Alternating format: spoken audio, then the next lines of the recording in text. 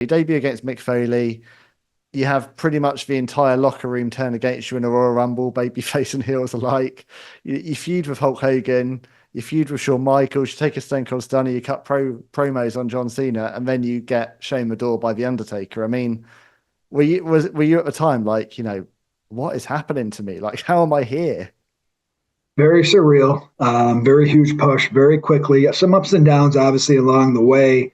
I never really worked my way up, so to speak. I did a little bit, but I really did start at the top. And unfortunately, from the top, there's no place but down. But it happened a lot quicker given the circumstances that character was operating under at the time. But I did have to pinch myself many times, and I think I struggled a little bit in the locker room with being intimidated with some of those guys, even though a lot of them were just very open, very accessible, very cool. Being so new and lacking the confidence that a lot of those guys who are experienced wrestlers had in the ring, I think I spent a lot of time intimidated and really unsure of how I was supposed to be. And I was also 24, 25 years old. I hadn't really figured life out yet at that time. But it was a very surreal time in my life, and reflecting back on it as I've gotten older, it was, for lack of a better term, it was cool.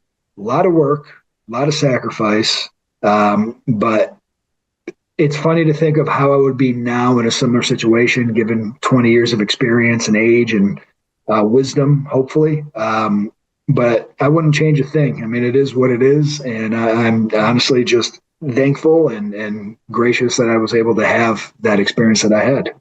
And I'm sure, even if there was an element of you haven't paid your dues, the very fact that you were doing that character, which takes tremendous guts and which a lot of people wouldn't have agreed to, I'm sure that gave you a lot of respect within the locker room. The fact that you were going out and getting that kind of heat, which is dangerous heat. We're not talking, we're talking real heat out on the street, especially if you're taking the character kayfabe, you're going to airports, you're going in public places.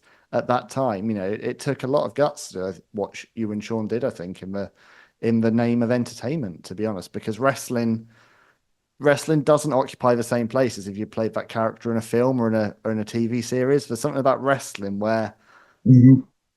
there's still an element where people feel like often the characters they're seeing in the wrestling ring are the real characters. I think especially since the movement came in to have much more of your John Cena's and Randy Orton's and people whose wrestling name is also their real name. Those lines are blurred sometimes, I think, between actually what's fact and what's fiction. Well, and that's what I was going to say. There's a blurry line between reality and fantasy when it comes to wrestling. And even though you may know it's fake, wrestling has always been really good about having their audience suspend their disbelief for that time period that they're watching. And that does really transition outside of the ring as well. We've only had maybe one or two situations that were a little scary.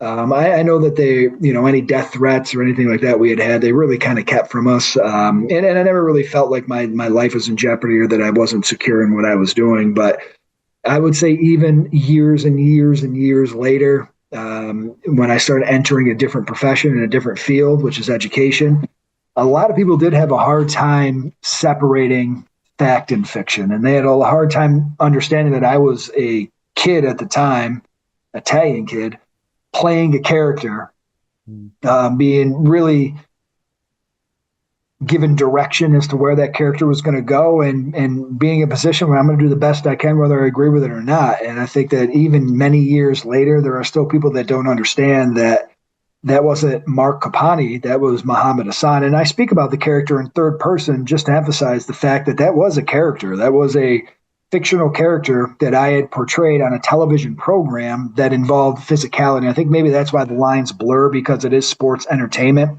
People have a hard time separating the entertainment from the sports aspect of it, as if I were, pretending to be Arab and tricked everybody into believing I was Arab and then played that character, which, believe it or not, I mean, I've had experiences where people seem to think that.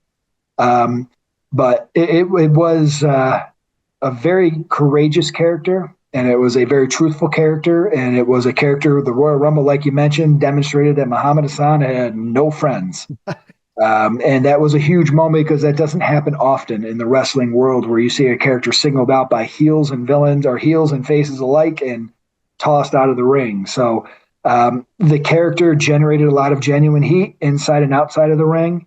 And really, I don't think there's been a character like that since that had that level of realistic heat where people were almost intimidated and afraid of what that character was going to do and what that character was capable of. And really, it was a product of the times as well. I mean, we lived in very uncertain times in 2004, 2005, just 2-3 years post 9/11.